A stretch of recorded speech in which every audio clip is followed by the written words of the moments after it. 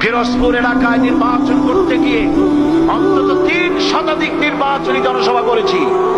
আমি কখনো বলি নাই আপনারা আমারে ভোট দিলে আমি আপনাদের রাস্তা দেব, ঘাট দেব, কলেজ দেব, বিশ্ববিদ্যালয় দেব, গরুর গাড়ির চাকার মতো বিরাট জিলাপি বানায় দেব, মুটকির মতো রসগোল্লা বানায় দেব। এইসব আশারিয়া গল্প আর ওয়াদা করিনি। ওয়াদা করেছি আপনারা যদি আমাকে ভোট দেন তাহলে 36টি বছর যে কোরআনের কারিমের কথা বাংলাদেশে এবং বাংলার বাইরে আল্লাহ পাক এ গোলামকে বলার তৌফিক দিয়েছেন, সেই কথাগুলি এবার পার্লামেন্টে বলতে চাই।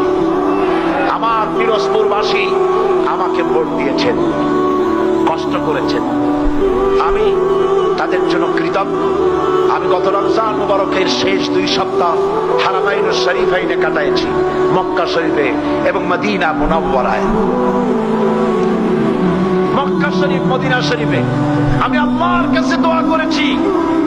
আল্লাহ রাব্বুল আলামিনের ঘরের গিলাফ ধরে কেঁদে কেঁদে বলেছি, আল্লাহ আমাকে যারা ভোট দিয়ে পার্লামেন্টে তোমার কোরআনের পক্ষে কথা বলার সুযোগ করে দিল, ওই সব নারী পুরুষদেরকে জীবনে একবার তোমার ঘর দেখার তৌফিক